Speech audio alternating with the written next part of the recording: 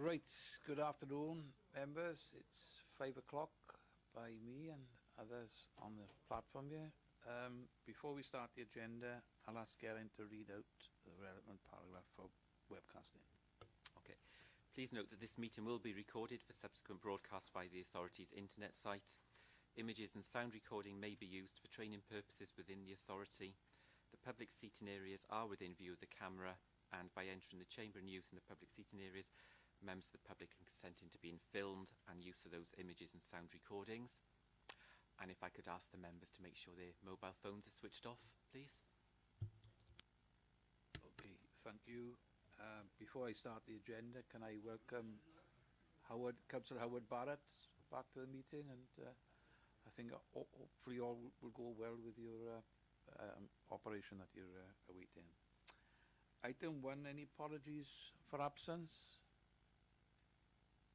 No. Item 2, any declarations of interest? Take no accounts, note A and B. Councillor William? Just, Chair, thank you. I am a regular customer at the store mentioned in agenda item 3.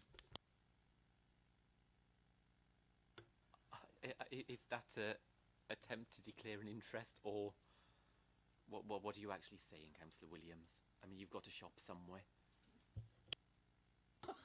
That's exactly right. But I just wanted to say that I was a customer, as I've said in previous.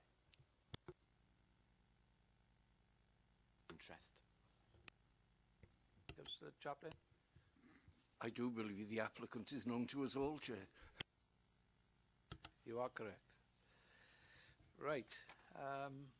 Then go to the open session, and that's the planning application that you see there, item 3, which is P/16/0387. It's the Premier Stores, 32 Panterscatlock Pant Road, Pant, and it's to consider the report of the Deputy Chief Executive, and Hugh is going to take us through this one. Thank you, Chair. Yeah, this application is for the change of use of the ground floor from a shop to a shop and a takeaway. This application is being reported to committee as the applicant is Councillor Tydfil. As a result of the consultation exercise undertaken, there have been no objections. There have been 2 objections as a result of the publicity exercise undertaken. In summary, the concerns raised relate to the number of takeaways in the area, the intensification of smells and odours in the area, increased demand for car parking, and additional noise and disturbance.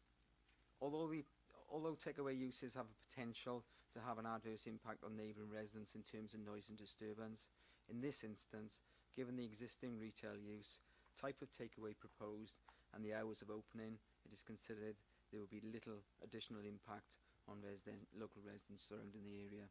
Likewise, the proposal would not result in any significant highway safety concerns, and it is noted the engineering and traffic group leader has not objected to the application.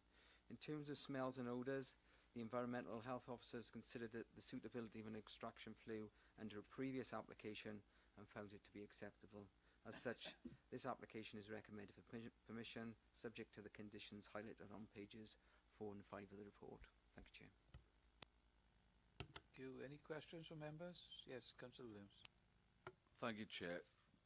Could I ask if there would be any extra traffic generated by the takeaway?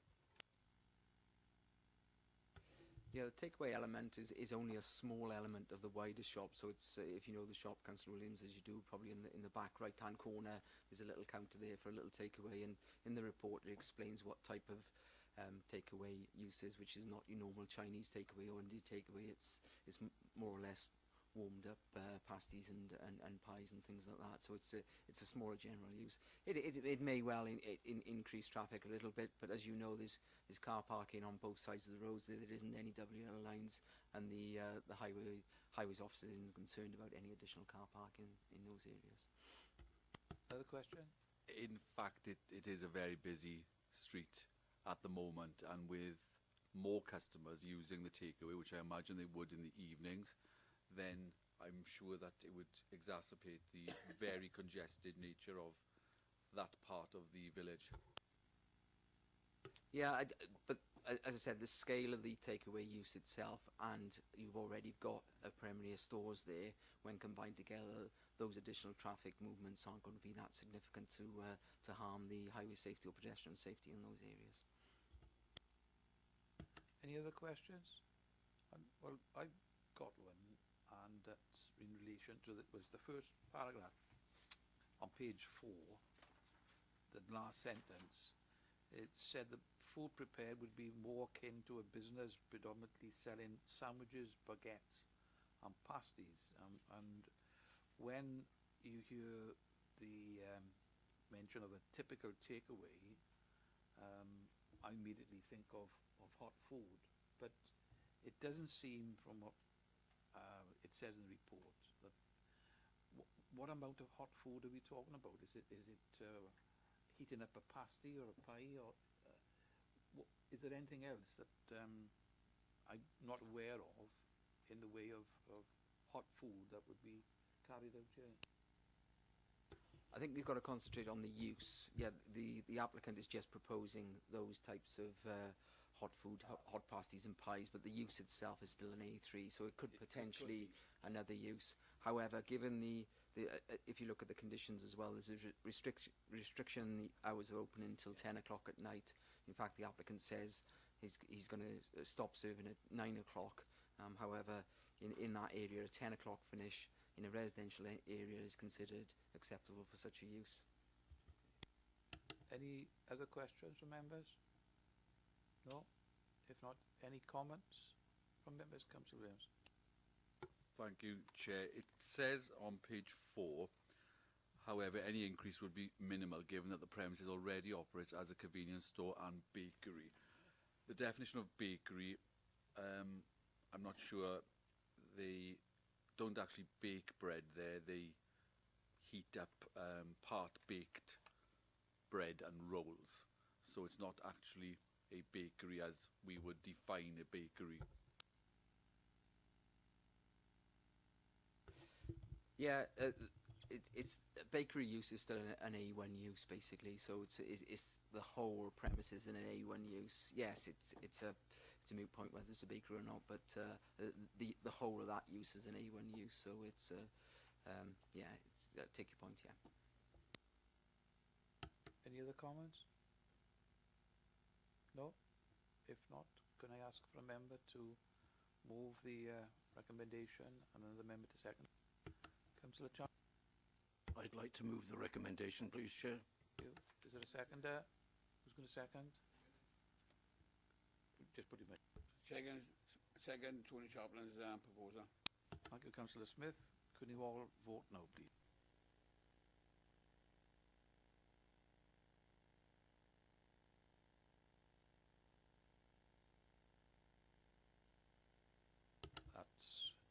That's been approved and carried. Thank you.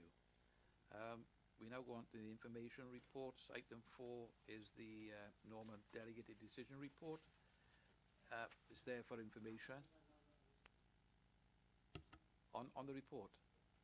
For clarification.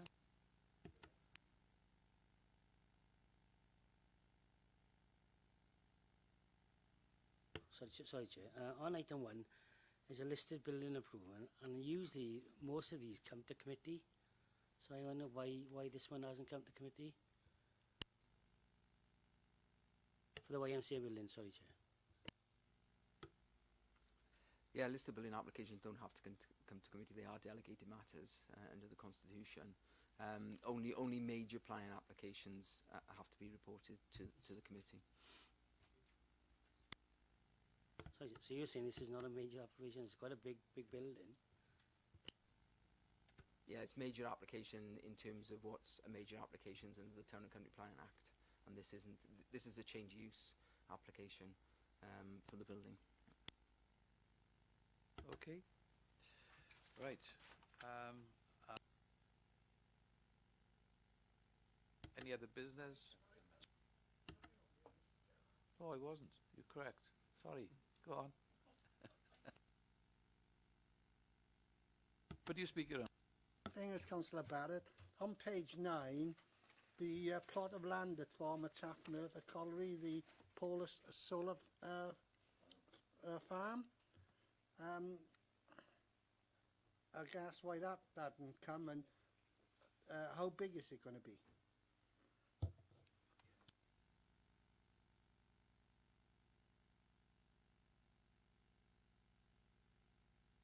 Yeah, same issue. It's not a major application. I've actually been to that site, so I can tell you exactly where it is. It's not a major application in its size. Major application is defined in a number of ways, and one of them is the size of the land. Size of the land, I think, in this instance was less than 0.5 of a hectare, and therefore didn't need to be reported to the committee. There wasn't any objections to that planning application anyway. It's a small solar farm. It's not like the one that came before committee, if you recall, at Frostfran. Yes. Right. Number 5, any other business emerged by the chair? I have none, and I declare the meeting closed, and thank you for your attendance.